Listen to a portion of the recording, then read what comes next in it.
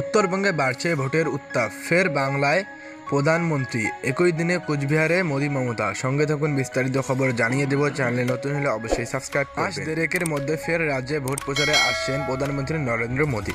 BJP সূত্রের খবর, আগামী বৃহস্পতিবার কোচবিহারে সভা করবেন তিনি।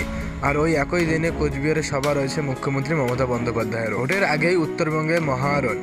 আগামী 4 এপ্রিল একই দিনে কোচবিহারে জোড়া জনসভা মোদি মমতার। মাথার আঘাত পাওয়ার পর রবিবার প্রথম লোকসভার ভোটের প্রচারে নেমেছেন মমতা বন্দ্যোপাধ্যায়। কৃষ্ণনগরের পর আগামী 3 এপ্রিল উত্তরবঙ্গ সফরে যাবেন তৃণমূল সুপ্রিমো। আর তারপর দিন অর্থাৎ 4 এপ্রিল তার কোচবিহারের মাথাভাঙায় জনসভা করার কথা রয়েছে।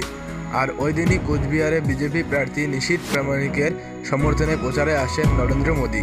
তাই চলতি সপ্তাহে উত্তরবঙ্গে যে ভোট প্রচারের পারদ তুঙ্গে থাকবে তা বলাই বাহুল্য। লোকসভা ভোটে পশ্চিমবঙ্গকে বাড়তি গুরুত্ব দিচ্ছে বিজেপি নেতৃত্ব। ভোট ঘোষণার আগেই আরামবাগ, কৃষ্ণনগর, বারাসাত ও শিলিগুড়ির রাজ্যে 4টি সভা করেছেন মোদি।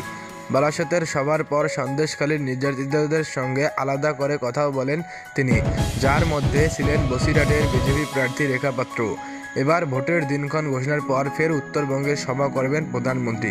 শুধু কোচবিহার নয়, 7ই মার্চ মোদির জোড়া সভা রয়েছে উত্তরবঙ্গে। ওই দিন বালুরঘাট এবং জলপাইগুড়িতে সভা করতে পারেন প্রধানমন্ত্রী। রাজ্যের প্রথম দফার ভোট 19 এপ্রিল।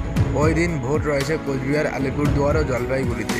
বিষয়টি মাথায় রেখেই এই 3 সভার আয়োজন করা হয়েছে বলে বিজেপি সূত্রের খবর। কোচবিহারের রাসলীলা ময়দানে মোদির প্রথম সভা অনুষ্ঠিত হবে।